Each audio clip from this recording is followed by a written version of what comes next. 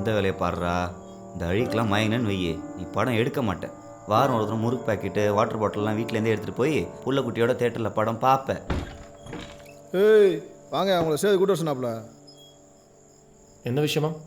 நீ ஊருக்கு போகிறீல, அதான் ஒரு சின்ன திடீர் பார்ட்டி. கிளம்புங்க. பார்ட்டியா? ஹை,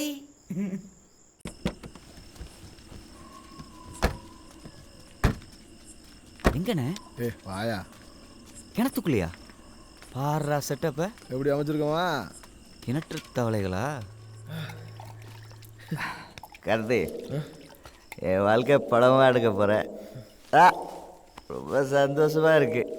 எப்படி கதையில் டெரராக வந்திருக்கா? இந்த அஜித் விஜய் இது மாதிரி பெரிய ஹீரோவை போட்டு படமாயிடு. கார்த்தி சூப்பர் சார்ஜ் பண்ணியா? தாறுமாறா இருக்கு. தலைவரா அந்த தெரு பக்கம் கூட விட மாட்டானுங்கன்னு நினைக்கிறேன். கமலாவது தான் கரெக்டாக இருப்பாப்ல. எனக்கு ஓகே. ஆனால் அவர் ஓகே சொல்லணும்ல.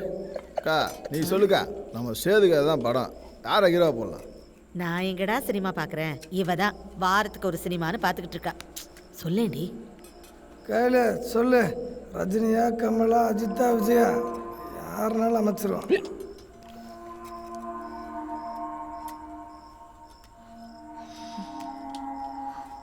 சேதுவோட கதை தான் படம்னா அதில் எதுக்கு வேற யாரும் நடிச்சிட்டு? அவரே நடிக்கலாம், ஹீரோ மாதிரி தானே இருக்காரு.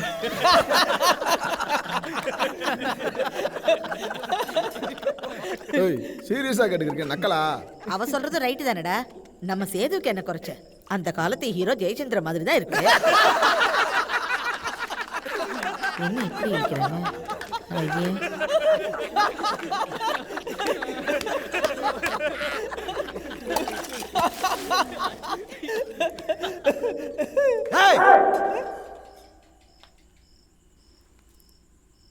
நான் நக்கல்லாம் பண்ணல. எவனோ நடிக்க வரான், உங்களுக்கு என்ன? அது மட்டும் இல்லை, இப்போவே ஹீரோ ஆகி ஃபேமஸ் ஆகிட்டா நாளைக்கு கட்சின்னு இறங்குறதுக்கு ஈஸியாக இருக்கும். கேஸெல்லாம் கூட உழட்டி விட்டுடலாம். நாமளும் மடன்னு அடுத்த லெவலுக்கு வளர வேணாமா?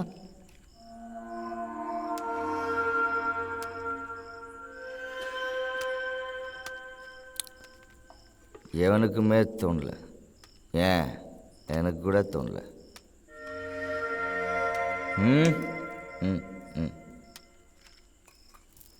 என்ன கார்த்தி, நான் படத்தில் நானே ஹீரோ நடிக்கிறேன். போங்கண்ணே, சும்மா காமெடி பண்ணிக்கிட்டு. காமெடி எல்லாம் பண்ணல கார்த்தி, நம்ம படத்தில் நான் தான் ஹீரோ. ஏங்க அந்த பொண்ணு தான் அதை லூஸ் மாதிரி பேசுனீங்க, நீங்கள் தான் சீரியஸாக தண்ணிக்கிறீங்க. நடிப்புனா நான் ஹீரோவை நடிக்கவான்னு கேட்கல, நடிக்கிறேன்னு சொல்கிறேன். ஐ ஃபிலிம் ஐ ஹீரோ, ஓகேவா?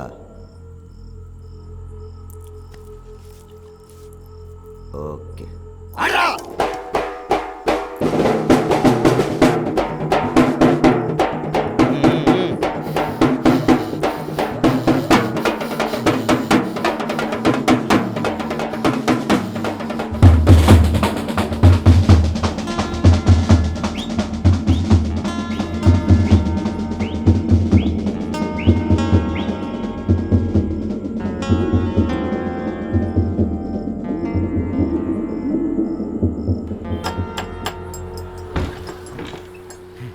காலை வணக்கம்.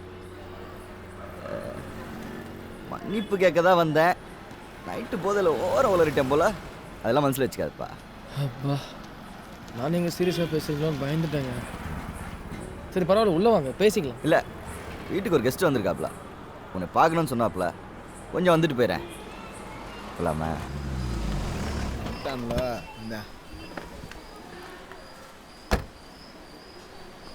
சேதுண்ணா இவர் தான் டைரக்டரா? ஆமாம், இவர் தான் டைரக்டர்.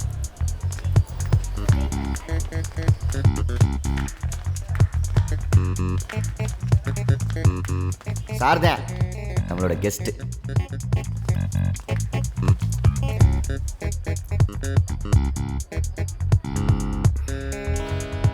சார். ஏய் ஏய், சார்கிட்ட எல்லாம் பேசியாச்சு. சார் ப்ரொடியூஸ் பண்ணி நீ டைரக்ட் பண்ணுற படத்தோட ஹீரோ நான் தான். என்ன சார்? கண்டிப்பா உங்களை திரையுலகத்துக்கு அறிமுகப்படுத்துறதுல நான் ரொம்ப பெருமைப்படுறேன்.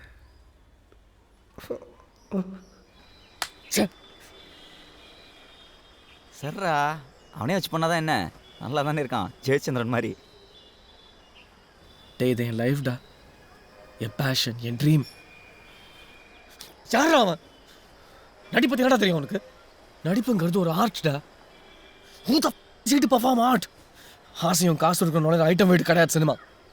இப்படி மூச்சு விடாமல் பேசுகிற நேரத்துக்கு வேறு என்ன பண்ணலான்னு யோசிச்சாவது பிரயோஜனமாக இருக்கும். வேறு வழியே இல்லை. இன்னைக்கு நைட்டே எஸ்கேப் ஆகிறேன். எப்படி? மாப்பிள்ள, கான்பாளையம் குறுக்கு சந்து வழியாக போயிரு. பாத்திரா, ஜாக்கிரதை, இவங்க கண்ணே சிக்கிறாது. சாரி மச்சான், உன்னை ரொம்ப கஷ்டப்படுத்திட்டேன். இந்த கஷ்டம்லாம் பரவாயில்ல, ஆனால் சேது ஹீரோவை பார்க்குற கஷ்டம் தான் என்னால் தாங்கவே முடியல. வரேன் மச்சான். பாய்டா.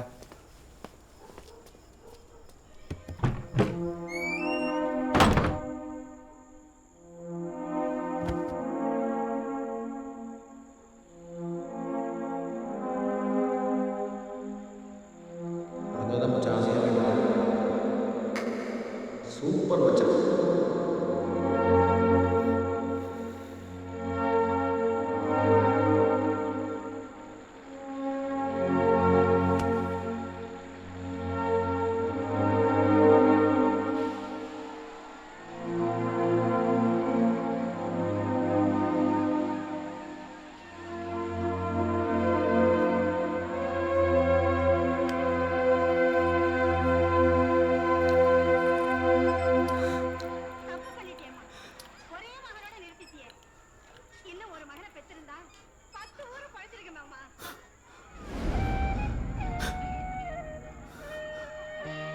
மாப்பிள்ள, மாட்டிக்கிட்டியா?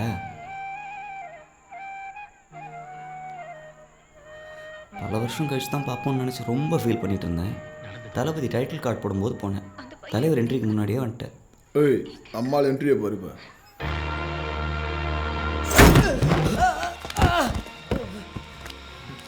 சேதனை, என்ன விட்டுருங்க சேதனை. சொல்கிறத கேளுங்க ப்ளீஸ், விட்டுருங்க. என்ன விட்டுருங்கண்ணே. அண்ணே அண்ணே சேதுண்ணே, அண்ணே அண்ணே அண்ணே ப்ளீஸ் விட்டுருங்கண்ணே.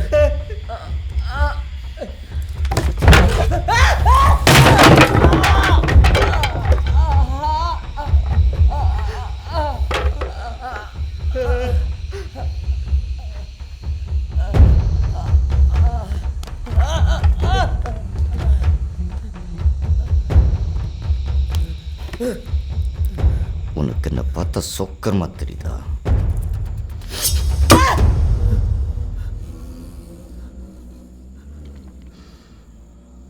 உன்னை கொல்றதுக்கு எனக்கு எவ்வளோ நேரம் ஆகும்?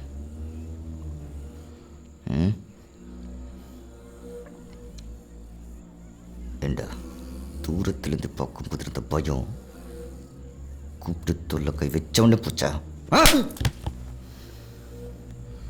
ஒன்று, என்னை ஹீரோவை வச்சு படம் பண்ணு, இல்லைன்னா இங்கேயே உட்காந்து படம் பண்ணலாமான்னு யோசி. இந்த ரெண்டு தவிர்த்து உன்னால் எதுவும் பண்ண முடியாது.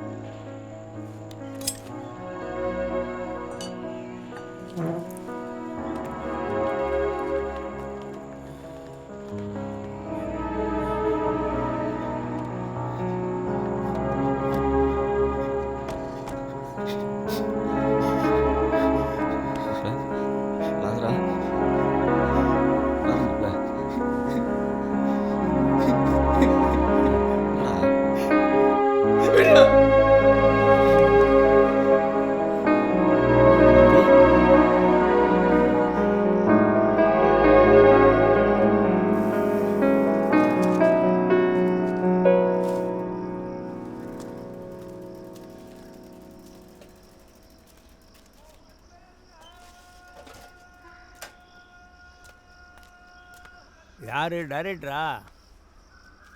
என்ன காயம் பட்டிருக்கு? ஆ, அழுகுறீங்களா?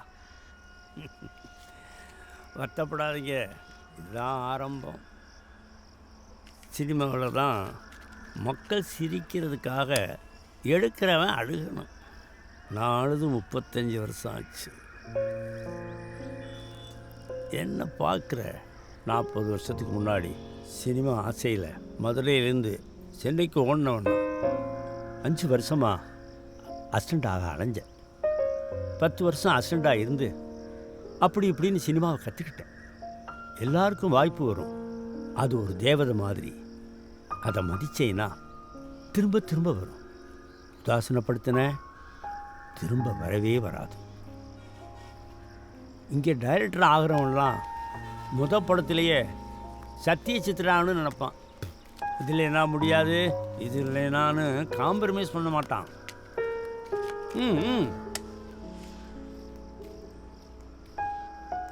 இதுக்கெடுத்தாலும் பிரச்சனை பண்ணுவான். அப்படித்தான் நானும். என் ப்ரொடியூசரு தம்பி மகன் 2 பேரை நடிக்க வைக்கணும்னா முடியாதுன்னு நின்னேன். அவன் பிரச்சனை பண்ணான். போடாமடையா, நீ போனால் 1000 பிடிச்சி எனக்கு வருவான்னு. ஆனால் இன்னைக்கு வரைக்கும் 1000ல் ஒருத்தனை கூட நான் பார்க்கல. கடைக்கு யார் வந்தாலும் பிடிச்சி உட்கார வச்சு சிவனேசன் குருவமானு கதை சொல்லுவேன். அப்படி யாரும் எனக்கு இல்லை. அது என் கதை குருவம்மா. அது அந்த பீரியடில் வந்திருந்தா பெரிய ஹிட்டாக இருக்கும். பாலச்சந்தர் பாரதிராஜா மாதிரி இருந்திருக்கணும். எனக்கு 64 வயசாச்சு. ஆக்ஷன் கட்டுன்னு சொன்னதே இல்லை. என்ன பயமாக இருக்கா? என்ன மாதிரி ஆடுவேன்னு? உங்களை பொறுத்தவரையில் நான் வாழ்க்கையில் தோற்றவன் தான். ஆனால் என்னை பொறுத்தவரையில் ஜெயித்தவன். நீ தோத்தியா ஜெயிச்சியான்னு அடுத்தவன் சொல்லக்கூடாது, உனக்குள்ளே இருக்கிறவன் சொல்லணும். புத்தி உள்ளவன் ஜெயிப்பான். போய் வேலையை பாரு, நான் கடை திறக்கேன். உட்காந்து அழுகிறதுனால ஒன்றும் மாறுறது.